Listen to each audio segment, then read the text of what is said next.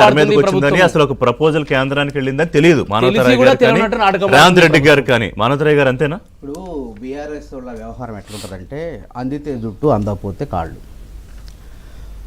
వాళ్ళు అధికారంలో ఉన్నప్పుడు చక్కగా ఆంధ్ర వాళ్ళని గౌరవించారు, పంటలో ముళ్ళుకు పెట్టుకుంటే కాలుతో బీకారు.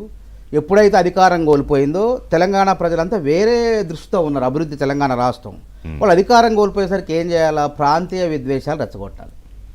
ప్రధానంగా బనకచరణ ఆధారంగా చేసుకొని నీళ్ల దోపిడీ జరుగుతుందని చెప్పేసి ఈ విధంగా వివాదం తీసుకురా.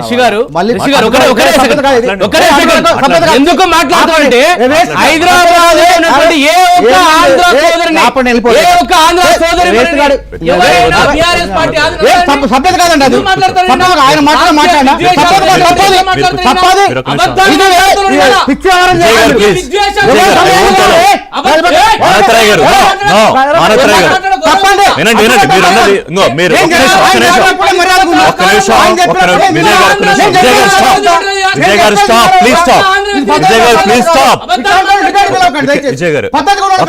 విజయ్ గారు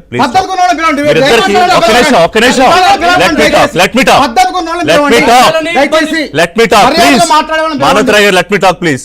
మీరిద్దరు డాక్టరేట్ హోల్డర్లు రోడ్డు మీద వినండి మానవతరాయ్ గారు ప్లీజ్ మానవతరాయ్ గారు వినండి ప్లీజ్ మానవతరాయ్ గారు వినండి ప్లీజ్. నేను ఒక మాట చెప్పాక మీరు మాట్లాడండి.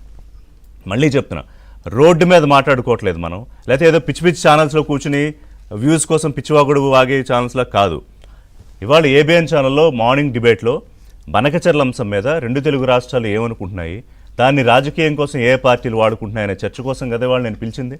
తెలుగుదేశం నుంచి వారిని పెట్టా, మీ ఇద్దరిని పెట్టాను కదా. మీ వెర్షన్ మీరు చెప్పారు, మీరు కుట్ర అంటే దోచడం అంటే నేను అబ్జెక్షన్ చెప్పాను, మీరు దానికి ఏదో చెప్పారు కదా. మీరు చెప్తే కానీ వీరికి తెలియదా నేను క్వశ్చన్ అడిగితే ఆయన మాట్లాడుతుంటేనే మీరు ఆపితే అట్లా విజయ్ గారు? వినండి చర్చ అంటే ఆ మాత్రం ఓపిక ఉండొద్దా? చర్చ అంటే ఏంటి అర్థం? ఓపిక ఉండాలిగా. మీకు అబ్జెక్షన్ ఉంటే రాసుకోండి. వినండి ప్లీజ్ లెట్ మీ టాక్. మీ దగ్గర పెన్ ఉంది, పేపర్ ఉంది, లేదంటే మన వాళ్ళు పేపర్లు ఇస్తారు. మీ అభ్యంతరాలు రాసుకోండి. మళ్ళీ నేను మిమ్మల్ని అడిగినప్పుడు చెప్పండి. దయచేసి నా డిబేట్లో మాత్రం ఇట్లాంటివి కుదరవు. నేను మళ్ళీ చెప్తున్నా, నా డిబేట్లో ఇలాంటివి కుదరవు.